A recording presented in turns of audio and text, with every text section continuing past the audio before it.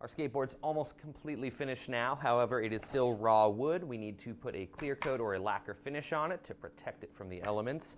And we figured we'd go ahead and gussy it up a little bit. It could definitely be a plain skateboard, but let's go ahead and put a graphic on it. So we are going to use some pre-made stencils, and we're going to show you just a little bit of how we make our stencils.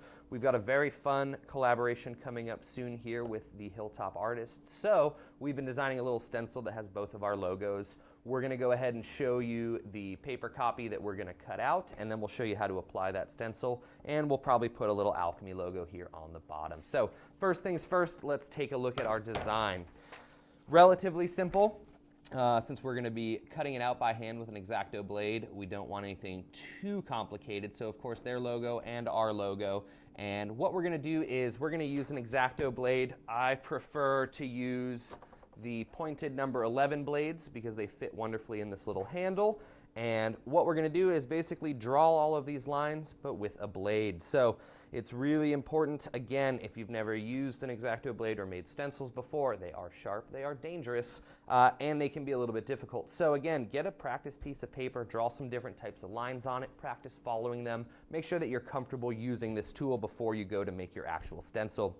And so I'm going to start off today with the Alchemy logo here.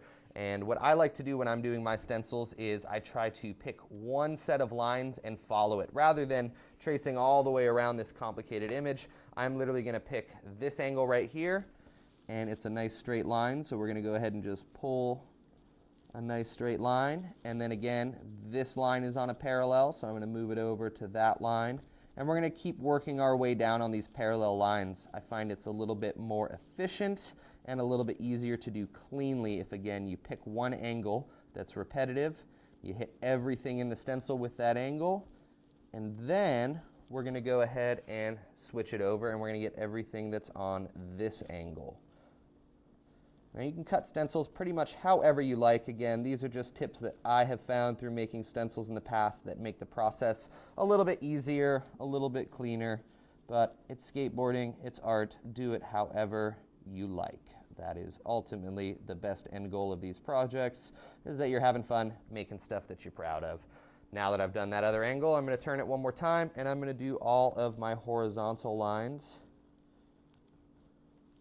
making sure that these little intersections make it all the way through, because if I've done it right, we'll be able to then peel this bit of the stencil out. And we're going to do this little rounded edge here.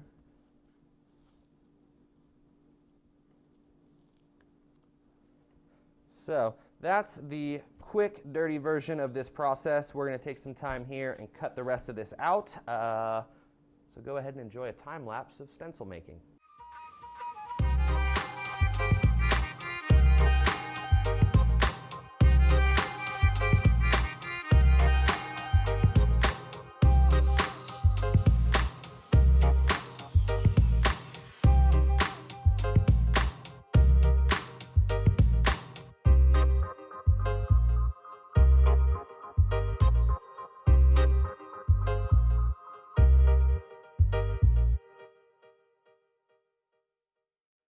Now that we've got our finished stencil, we're going to go ahead and apply it. There's a couple different methods that you can use to put stencils on, and we will cover some of those in a little more depth later on. Today I'm going to use my favorite method. It is the Super 77 spray from 3M. It's a really light adhesive that I can essentially spray onto the back of this stencil that's going to make it sticky but not glue it permanently to my skateboard.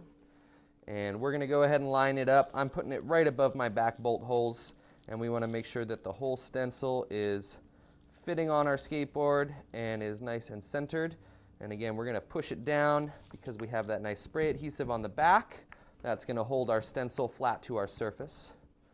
And today for color choices, I decided we're going to use a very light brown.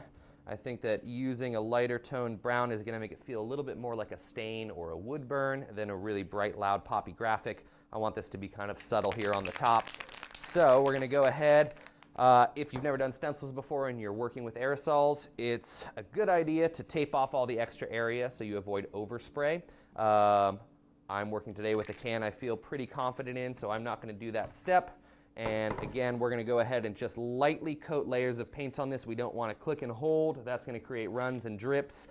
We want to think about it like we're applying small layers of dust that have our paint particles in them.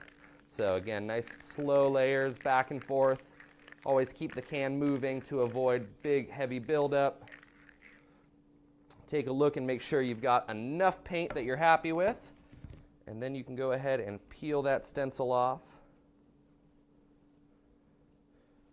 And we get to take a look. You notice I get a little bit of overspray up here. Again, since this is the top of the deck, I'm planning on gripping all of the surfaces around this graphic, so we're going to get to cover that up later on with our grip tape. And again, I think it's a nice look having a semi-wood tone paint. It kind of helps the graphic blend into the board a little bit. We're going to go ahead and put a graphic on the bottom now using the same methods with a different stencil. And then we're going to talk about application of our clear coat finish. And then we'll go ahead and test it out. We're going to go ahead and put the bottom graphic on our skateboard now. I've got a pre-cut Alchemy logo that we've done on clear acetate. Stencils we know we're going to use many, many times over.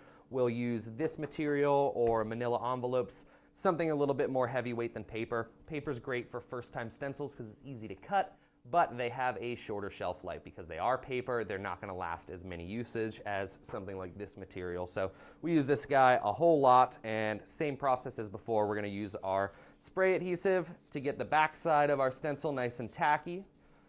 It's going to keep it on the skateboard, and then we're going to line it up. I'd like it to be centered. Fortunately for me, our logo is a triangle, so I just need to get that point lined up in between our bolt holes. And then I'm going to just slowly make sure that everything on this stencil is laying flat. Anywhere that this stencil is lifting up is an opportunity for paint to get under, blow out our image, and we want this to look clean. So we're going to push all of these little bits down, making sure there's not big openings on our stencil. And then we're going to go ahead and use the same color we used on the top. I want it to feel consistent. And we're going to go ahead and do the exact same process, just light crosses, trying not to create overspray, just hitting our stencil area and getting a better tip. Out nice and flat. We've gone ahead and picked a different color for the bottom. We want it to stand out a little bit. And now, same as before, we're going to go apply our paint in nice, slow, even layers.